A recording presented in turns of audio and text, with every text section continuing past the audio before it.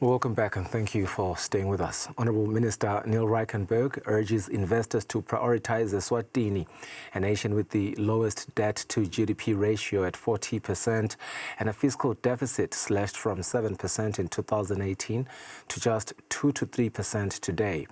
The message is clear: Eswatini is stable, disciplined and open for business.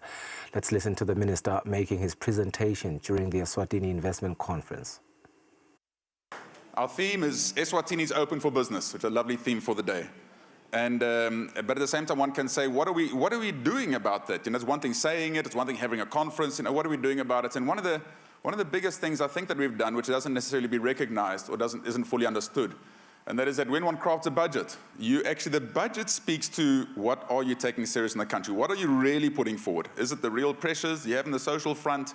Is it the wage bill? Is it whatever the case is? And in so doing, when, as the budget team, we came to Cabinet this last year to say we plan, in fact, we were quite proud of the fact that we're going to be issuing, we're only increasing recurrent expenditure with 10%, the wage bill about 10%, and the capital budget 10%, which often it's skewed. Often it's the capital budget that gets a lower budget and everything else gets a higher budget because of all the pressure you have as government on the needs out there. We actually had the Prime Minister lead on the discussion to say, guys, if we are saying we're growing, our main ambition is growing the economy, we have to have a higher capital budget in Eswatini. So where the budget landed was an 8.8% growth on recurrent side and a 14.4%, I think it was, ultimately on the capital side. And I believe from a budget perspective, from a government perspective, there's not many things that speak louder than that actual implication of what we did there. At the same time, I think Faith was touching on, what's that balance between private sector and government sector led? How do we get that right? I think you need to be clear. Government needs to lead when it comes to giving the direction, putting the initial investments in place, setting the environment for where the country is going to from a business perspective. It's the private sector, that's the engine. It's the private sector that's going to give us that growth.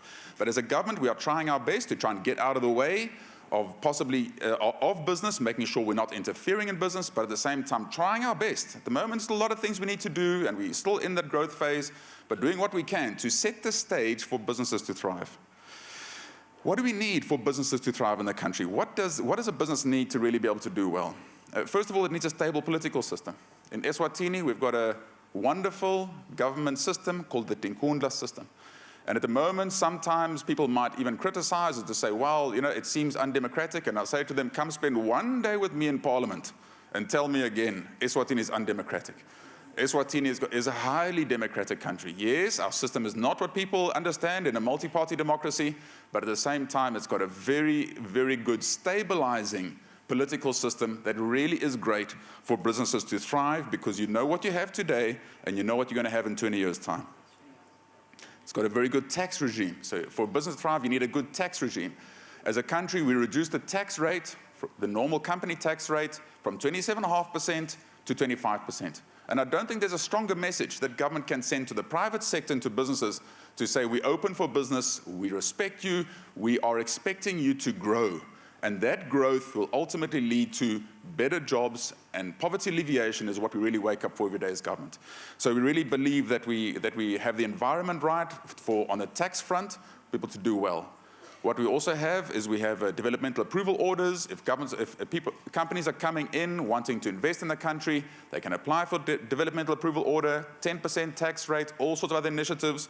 We also have SEZs in the country where if you invest in 0% tax, and at the same time, even major corporates are going to come in. We're even open to have discussions with them to see what can we do to make your life easier from a tax perspective. We clearly understand company tax is not the biggest tax. What we wake up for every day is to grow the economy and to get people employed. And when people get employed, people come out of poverty. When people get employed, the tax that we get from PAYE, which is a whole lot higher than the tax we get from company tax, continues to increase.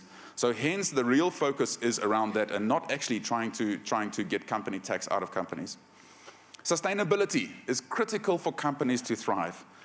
When I became, at the moment, we take sustainability of our economy extremely serious in Eswatini, and I think we're one of the few countries that actually are on a sustainable path. We had at the moment, what you look at is you look at your fiscal deficit. So at the moment, we have a fiscal deficit we had on of 7.5% in Eswatini in 2018, meaning that the gap compared to GDP, between expenditure and revenue is 7.5%, meaning you are on an unsustainable path, meaning at some point, you're going to get to a point where you're not going to be able to pay your debt, you run out of forex, and you just decimate the companies in the country. So to be on a sustainable path, it's pointless building something sustainable when it comes to economies and businesses in the country when you're building it on an unsustainable government.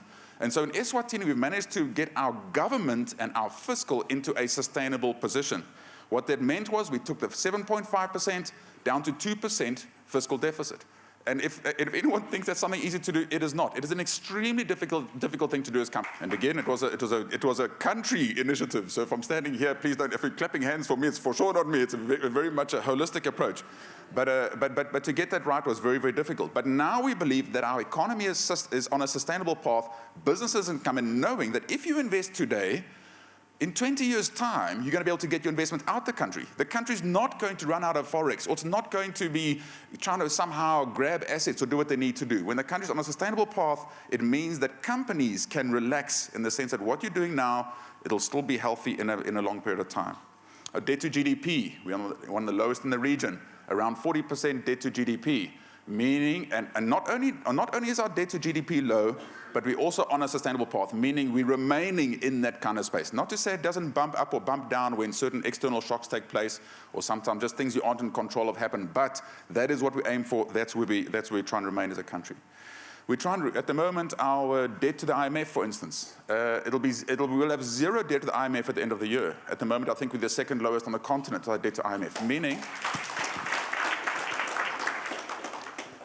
meaning that if there is a shock, the IMF there is what you call lender of last resort. They give you money very quickly if there's any kind of shock. Meaning that if there's any kind of shock, that we have someone we can tap onto and that's ready and that's available to assist the country in case we need it. Our reserves we continue to focus on. Obviously, with the economic growth we're having now, even now and again we do go below the 3%, but we aim at the 3% of import cover, and we remain in very healthy space on a reserves point. At the same time, what we try and look for, companies need stable workforce. As we believe in Eswatini, unfortunately for us, we have a very high unemployment rate. And like I say, that's really the reason why we're doing everything we're doing all the time, is really to make sure we get that employment up. But we do believe that we have a wonderful workforce in Eswatini, and really we're opening up. At the moment, there's a presentation in the cabinet about an e-visa system, e-permit system, fixing our work permit regimes. A lot of work being done there to make sure that is corrected where it is possibly not right at the moment. We've got very ambitious growth targets in Eswatini. And so what we are doing is, I think the Prime Minister touched on it yesterday, at the moment we are needing a whole lot more money for our ambitious growth rates than what we currently have in the budget. So the government is absolutely open to be able to work on PPPs, to work on possible boot arrangements, to work on securitization of assets. I mean, even if, when we're talking this morning, the railways.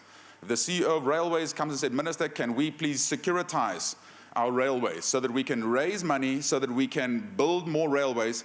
Absolutely, we're open to all these things. Our targets are reflective of the fact that we are open because we have to be open. To get our current growth rates that we need, we have to be open to innovative ways of financing that, so that everybody here understands that if there's ways that one can say, right, if this parastatal can do something, can this parastatal get a sovereign guarantee from government to be able to do what they need to do? We're absolutely open to be able to make sure that we find ways to do that.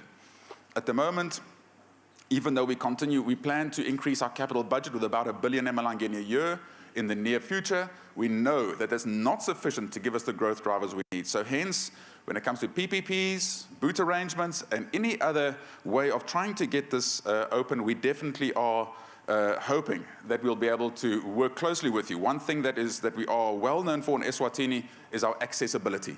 So if you need to see ministers, often it's really not that difficult to see ministers. Accessibility to whoever you need to try and get to is there. So if one has an innovative way, our doors are absolutely open.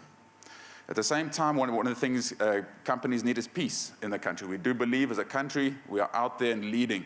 We have a very peaceful country, and peace and stability is one of our large strengths. Opportunities. Where are the opportunities in Eswatini? I do believe we'll still have a few presentations. Lovely opportunities in mining. The Minister will speak on that. Minister of Agriculture touched on agro-processing and agriculture, and just from a budget perspective, we are putting a huge money into the agriculture space. Lovely projects like the Mkondo Ngwavuma project, where there's 30,000 hectares of land opening up under irrigation in the Lavomisa area, where the poorest of the poor people live. At the same time, it's got the most fertile soils in the country. So just opportunities coming up like this, we really believe is going to be phenomenal, not only for agriculture, but the agro-processing, very much like the Minister touched on. Financial sector growth, we believe that there's a lot of opportunities for continued growth in the financial sector. Manufacturing, at the moment as a country, we are subscribed to SACU, we subscribe to SADC, we subscribe to COMESA. At the same time, AFCFTA is coming. We subscribe to that obviously too, but we are probably one of the countries with the broadest, how can I say, trade regimes when it comes to all of these relationships that we have. And we believe that this should really set the stage. So whatever one wants to do, one can have access to whichever markets one decides to supply to. At the moment, value addition, we need to try and continue to see what we can do on the value addition front. As an economy, we have a large sugar industry. Generally, we produce sugar, even packaged sugar, but it kind of ends there. We need to look at value adding our sugar. So please, investors, there's opportunities there. Really believe that we need to try and enter that space. Forestry, we grow trees in Eswatini very professionally, very economically. We produce planks in certain area, but generally there's not much value adding of the planks, nor timber value-added products. So whatever opportunities in that space, the country's open to those. We do believe that even our textile industry, large textile industry, we plan to vertically integrate downwards in the industry. So whatever we can do to be able to have materials coming through the system so that we can produce the textiles in Eswatini is really we're saying let's leverage off our strengths. We have these strengths as a country. What can we do to leverage off those and improve on those? We're not saying we don't have challenges in our country, but what challenges we have, we believe if one looks at our portfolio, one will notice there's a lot of work being done in those challenges. So my last closing remarks is just to appeal to the business environment and to the investors, is to say at the moment as a country, our red-hot reason for what we are doing is to create jobs mainly for our youth. So whatever we are planning here today, even if it is just on the revenue generation front, you'll understand as a government our focus will be there, and really appeal to everyone to remain, to support us as a government to get this right for ourselves and for the greater good. From the investment conference to now looking at the investor confidence, whether you should have that in our market analysis with Sanelesbia.